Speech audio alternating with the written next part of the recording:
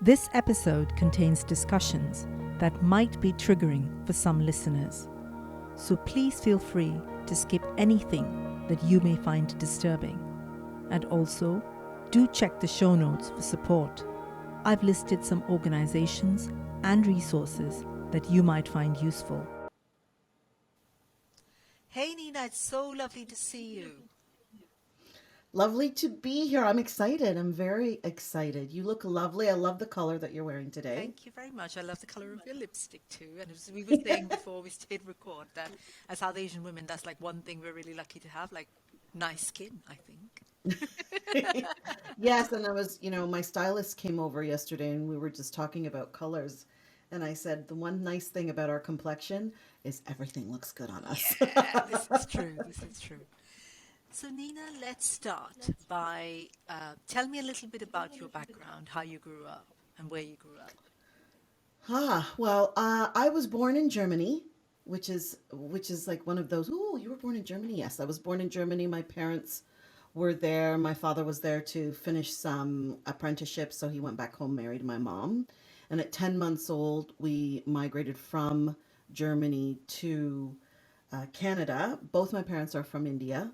They're both Bengali. My mom, born and brought up in Mumbai, and my dad was born in Bangladesh. And then during the wartime, they migrated during the riots. Um, they migrated to West Bengal, Kolkata. Yeah. So that's really my background. How did I growing up?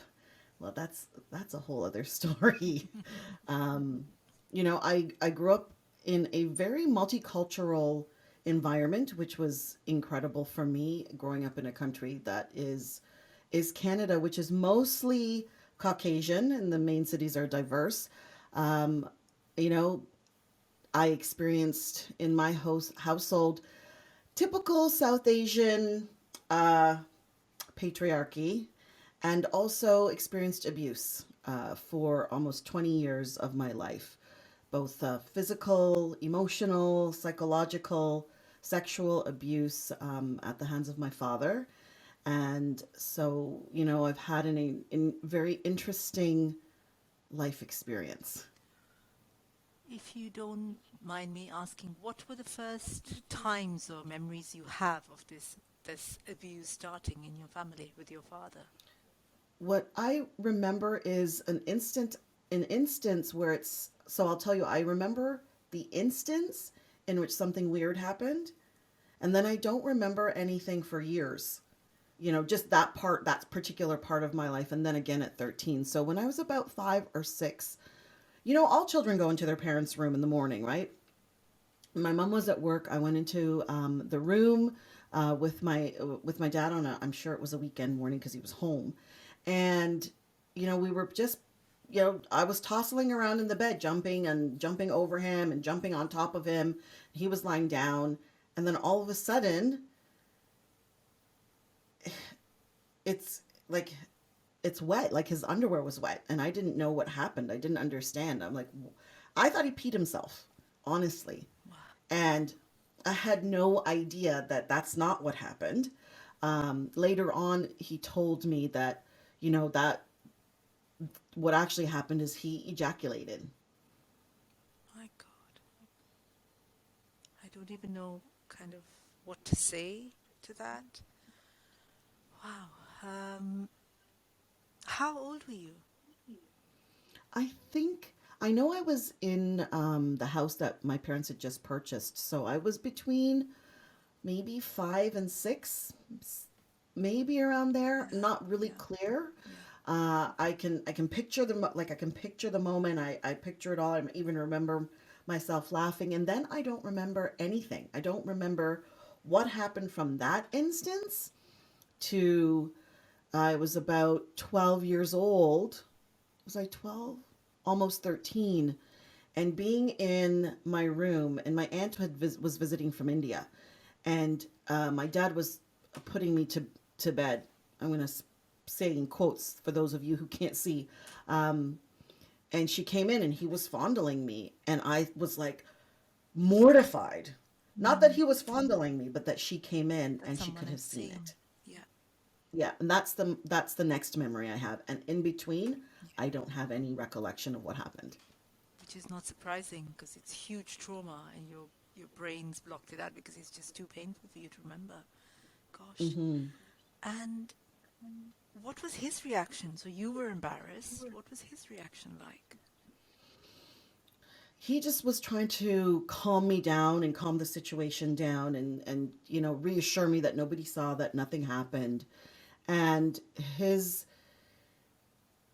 it's wrong, but he would always justify it in a way that, we love each other, no one's going to understand our relationship.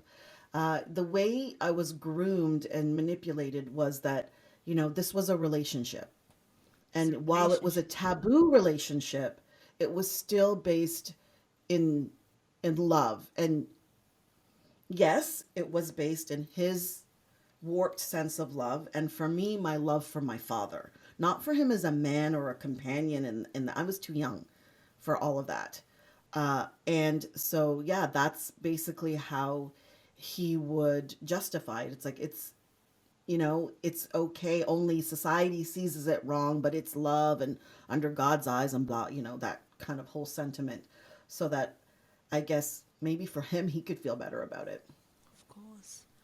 And do you have any memories of what it felt like for you at that For time? me, it felt like I was playing a part. Yeah. I was playing the part of his wife, because he would tell me that my mother wasn't doing a good job of being a wife, and that, I was the only one that loved him the way he was looking for, I guess. Wow. It just gives me, oh God, I can't even quite process what that is like. What about your mother? Did she know what was going on? That's a good question. So it's complicated. That's my answer. And that's the beginning part of the answer. So a few years ago, about 3 or 4 years ago, maybe, I was in a place where I was still so angry with my mother. And I thought to myself, you know what? I don't really care if she's in my life. Like, what is she bringing to, honestly, I was like, what is she bringing to my life? All I felt at that time was all she brings is she phones me up. She asks me to do stuff for her. And I feel like I've given everything to my family for my entire life. Don't ask me to do another thing. And I'm not interested. And so for a while, I stopped speaking to her. And then at some point, something said to me, I'm sure it was the God, or it was God or the universe, but it was like, that's not who you are, Nina. You're not someone who stays angry. You're not someone who hates somebody. And is this the type of relationship you want to have with your mother? And a self-serving piece of it was, is this what you want to show your children? How I'm treating my mother is the way they will eventually treat me. And so I had a conversation with her about my anger, and I did tell her everything that happened. And she said that she didn't know. She had no idea. That being said, there have been times prior to that where there's definitely been an indication of her knowing that something was going on. She just doesn't remember saying those things. Mm. And my before I wrote my book, so I wrote a book called Confessions of a Cantaholic, and before I wrote that book, I needed to have a family meeting because I shared my story in the book. Yeah. And the result of that is I found out later on that my uncles and my aunts had some sort of inclination. They just felt like what they were seeing was inappropriate in our dynamic, my father and my dynamic. And they did an intervention where my mom and my dad were both there, saying what they thought was what they were seeing and what was happening. My dad obviously vehemently denied it, and my mom said nothing.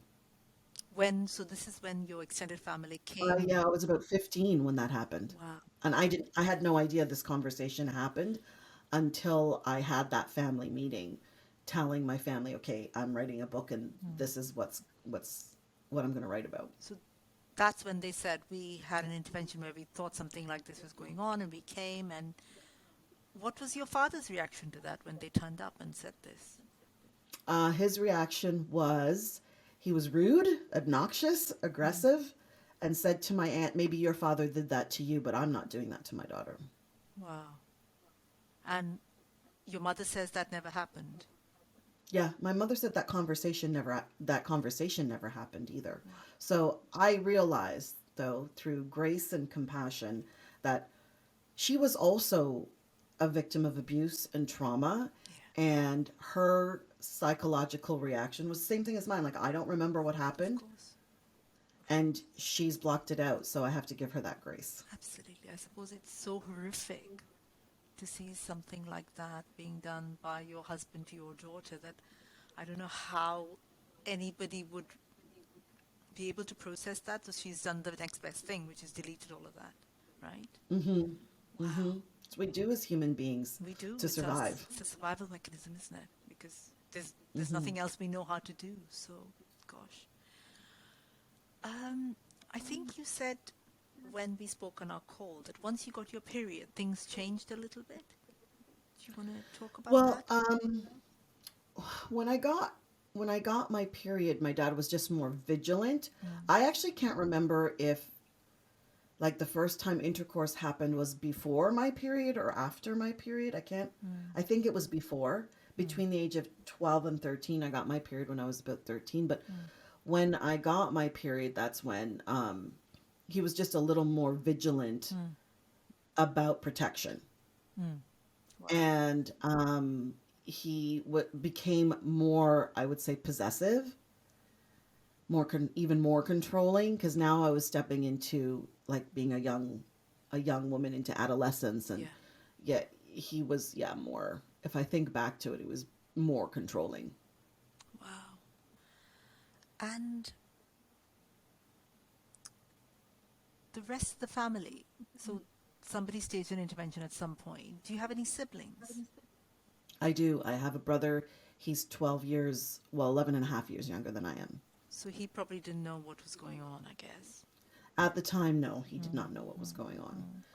And he, though, also was dealing with psychological and physical abuse. My dad was, I guess, doing only what he saw his father do, which was yell all the time. Yeah. So, Yeah. Wow. You also mentioned physical and emotional abuse as well within the household. Are you happy to mhm. talk about that at all? Yeah, of course. So, there's that saying, spare the rod, spoil the child. However, I mean, most of us in South Asian families, and back in the day, we all got spankings. But, the spankings he was very scary. So, his whole demeanor was scary and I'm talking about my father when he got upset and angry. And yeah, and he would hit pretty hard. I would be so petrified just when he called my name in that voice, that when I was young, I would urinate Mm. myself. I would get so scared. My brother would begin to vomit. Mm. And so, that's a type of physical abuse. I remember for my brother, it was pretty bad. It was like really bad. For me, it wasn't as bad, the physical abuse, but definitely for my brother, I don't recall my father ever being physically abusive with my mother, though. Mm. Wow. And gosh, the sexual abuse, how long did it go on for? Many, many, many years. So it basically stopped when I met my husband, and I could say, okay, this is the man I'm going to marry, and I won't do this anymore. Like, to me, it was cheating. Like, I was cheating on my husband to be by by being with my father, and so yeah, it was a very difficult time. Of course. And what was going through your mind when this stuff was happening? I suppose part of it is blocking it out because it's too difficult and too horrible. Um, did you feel like, did you, as a child particularly, have any concept that this feels wrong? Because as children, sometimes we know, and then sometimes we feel like somehow it's our fault and all of this stuff. Did you feel any of that? What I can say, what I felt was I felt like it was my responsibility to keep my father happy. Yeah, So, right or wrong was irrelevant. yeah, What was important was to keep my father happy. Like it was, I was told, you know, very clearly that this was making him happy and he was happy. And, you he know, said this to you. yeah, this made him happy being, having this relationship for him. He had never experienced this kind of love. And I guess what he, maybe what he meant by that was pure, unconditional, like Love. childlike, innocent love. Yeah, yeah, I yeah, really just feel like he didn't understand what it was to have a mature, like mature love. yeah, yeah. Gosh, yeah. So when you met your husband and you were about to get married, did you have a conversation with your husband at all? Did the husband know? No, No. I didn't say anything to my husband until my father died. So we were married for almost 7 or 8 years. Mm. Yeah, when he died, and then I think even not right away, maybe a year later after that I told him everything. I told him I had had sexual abuse happen, Yeah. but I didn't say who. Wow. And what was your relationship with your father like once you were married? Well, we were, I guess, father and daughter. Even though like that part didn't change, he was an interesting man. He was very charismatic, Mm. very generous. So as I never actually thought about that. That's a good question. Mm.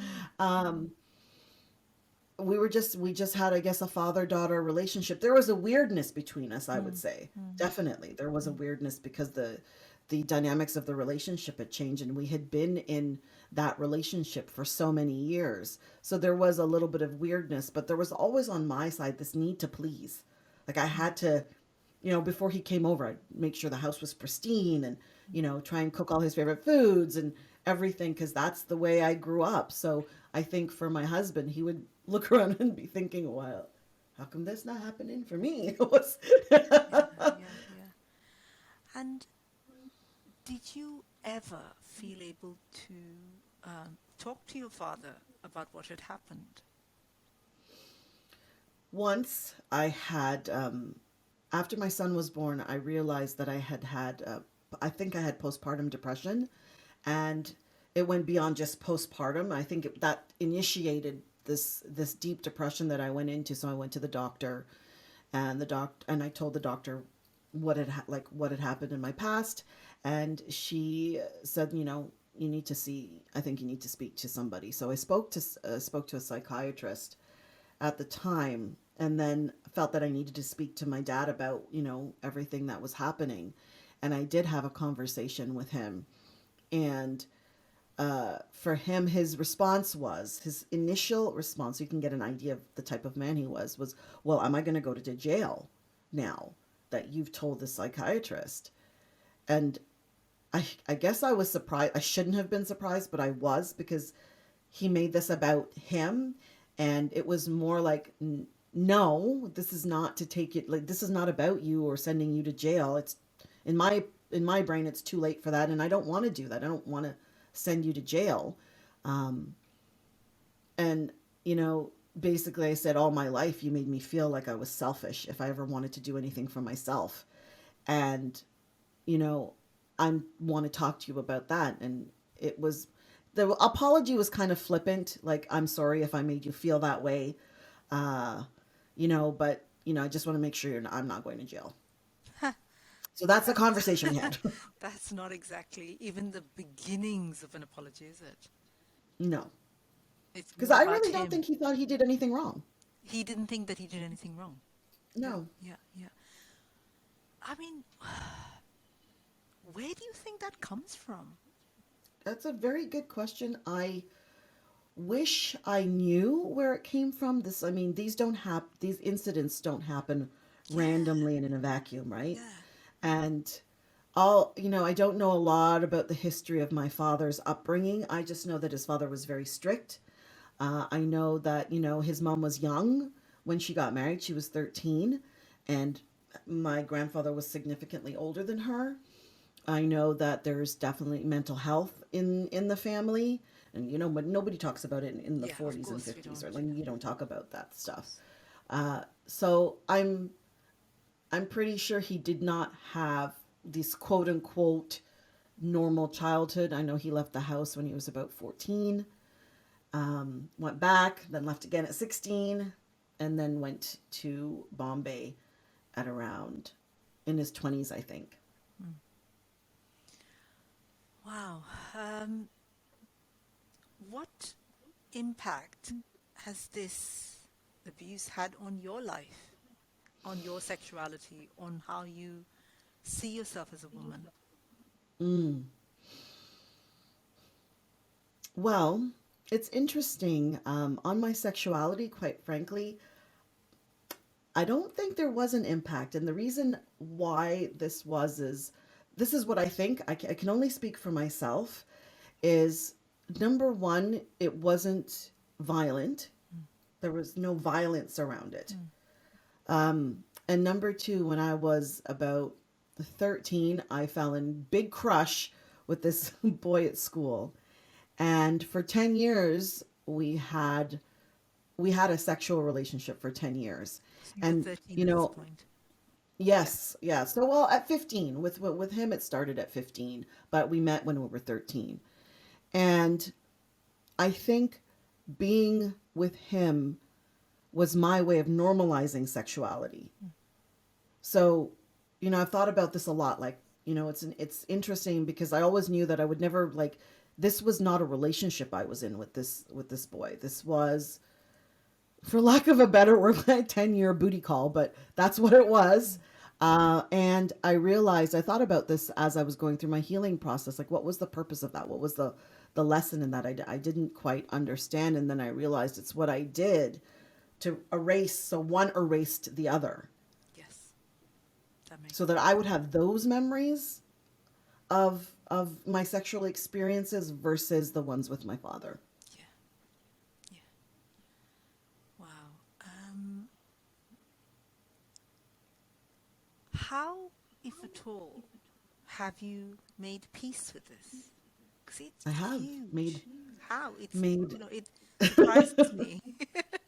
I How are know you not people, full a of lot of people think, anger and how can you do that? yeah, It's a choice. yeah. You know what they say, unforgiveness is like, you taking poison and expecting somebody else to die. Mm. The unforgiveness had me be so angry, Sangeeta, like so angry that it was impacting everyone around me. I didn't even know I was angry. I really did not know that I was so angry until one day my husband came home and I just ripped his head off. I don't know. He just walked through the door and I ripped his head off for nothing. And he just looked at me and said, I just walked through, like, how could I have made you angry? I just literally opened the door and walked through. Yeah.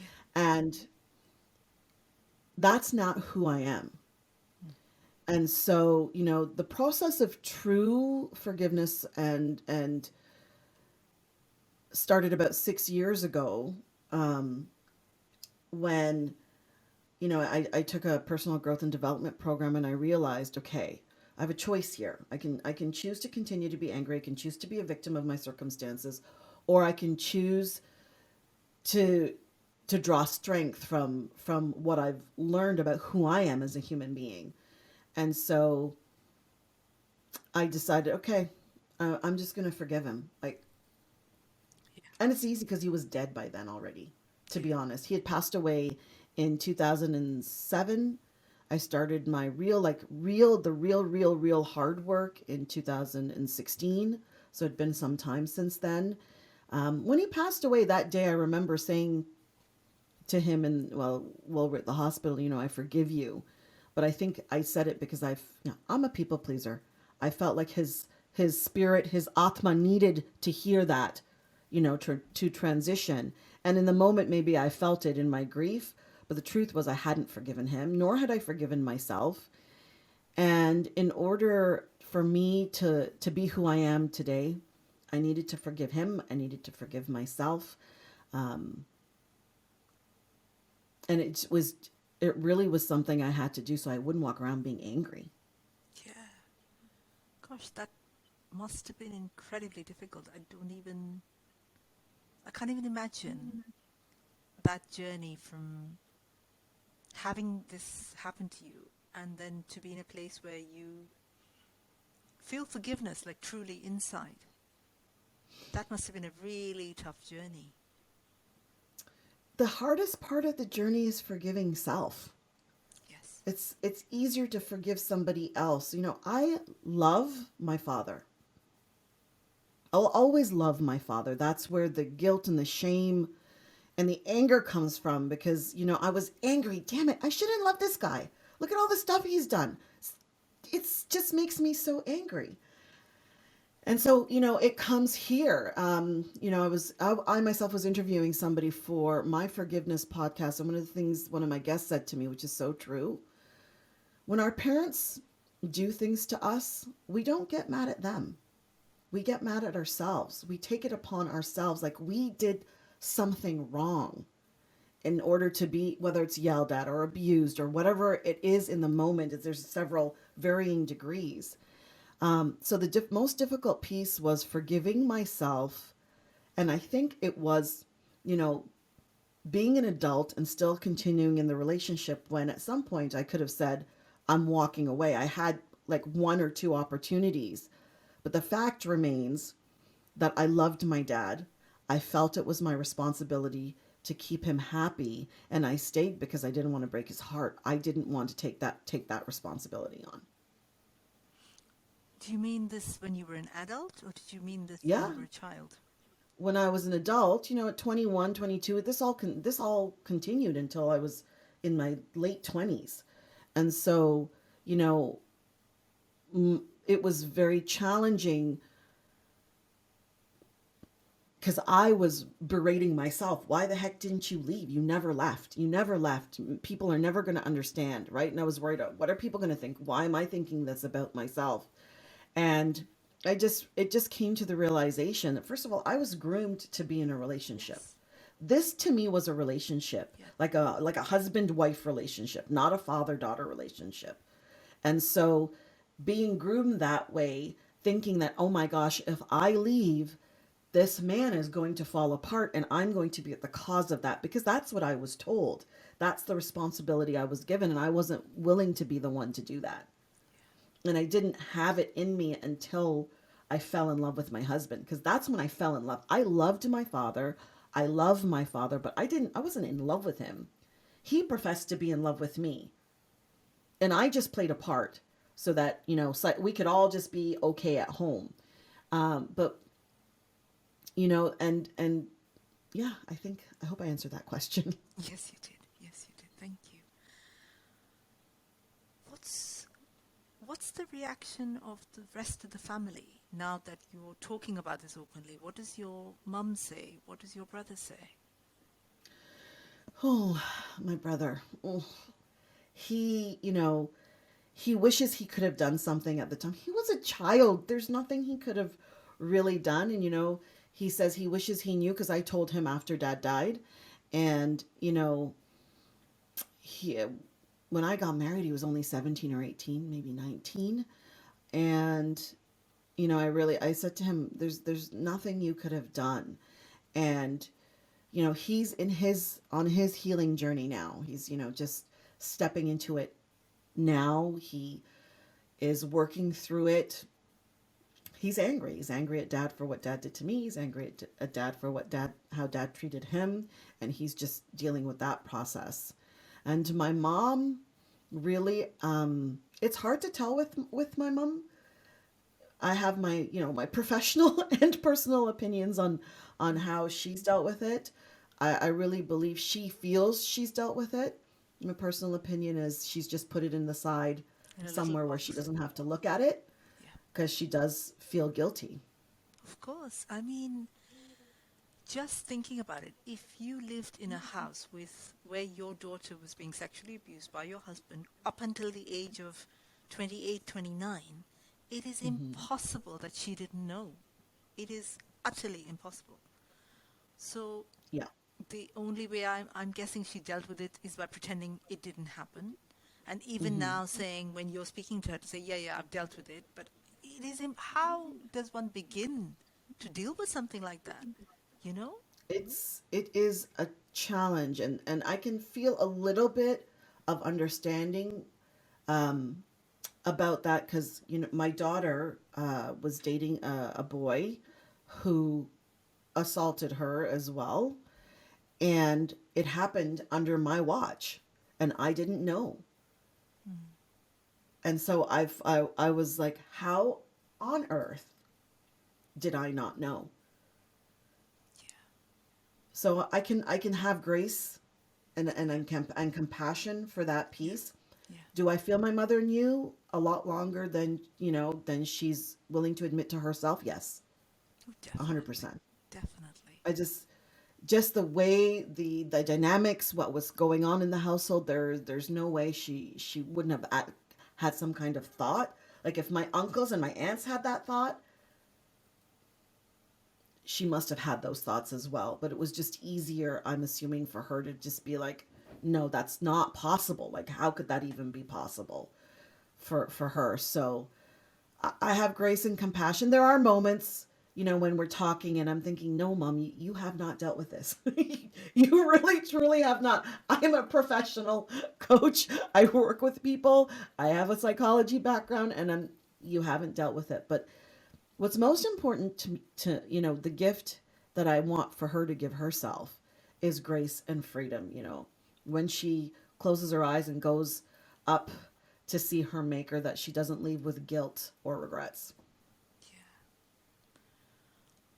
I'm awed, I think is the right word to use, by your compassion to your caregivers who should have been looking after you, but instead have inflicted this horrific abuse on you and your father directly and your mother indirectly, but by not stepping in. So they're both culpable in my eyes. And I'm awed at the sense of compassion that I pick up from you and forgiveness. And as you rightly say, it burns the people who feel it. I get that completely. Intellectually, but emotionally, it is impossible for me to even conceive how you let that go, because I don't know. It just boggles my mind. But I'm awed that you're able to. Thank you for sharing that. Thank you. Do you think within South Asian culture that we turn a blind eye to things like sexual abuse in families? Yes. Yes. What was so interesting is when I was talking to my aunt and my uncle, so my mom's brother, all her brothers are older, but her second oldest brother, when we were discussing the short discussion that we had, what was interesting is a comment that he made when he said, "Oh, we've always known things like this happen in Bengali families." And I was like, What? "Huh? What?" I'd never heard that. Maybe because I don't live in India and I'm not engulfed in the culture, but to say that there's this knowing that things like this, it's like, oh, this happens in Bengali families.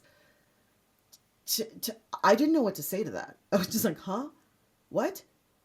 And so when somebody says something like that, that says to me, we've, as a society, given permission for that to be okay. We've And it's not normalized okay. it to some Yeah, degree. It very really, normalized. And then there's also people who are completely oblivious. I was giving a talk at an event, and there was an older Indian gentleman there. And when I had completed my talk and there was open discussion, he just looked at me and he apologized and said, "I didn't think this happened in India." And I was like, are you living under a rug? Like, what is happening? Are you living under a stone?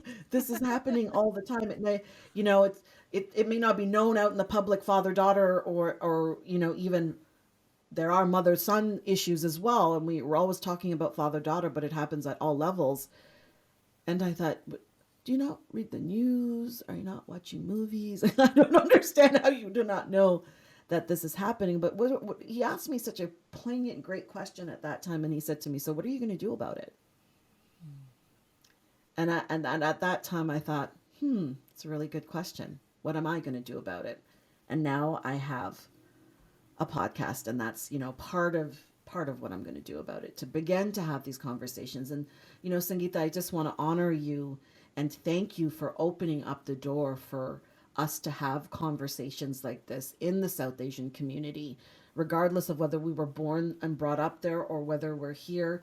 Our parents bring the mentality, and we grow up in that mentality, and all of our friends, our South Asian friends, are growing up in this cultural agreement that we make, which is about looking good and not looking bad. Yeah. Thank you so much for saying that. It's an absolute honor to do this work. I feel very privileged, I think, to do this. And I think what you said right there, that it's important for us to look good.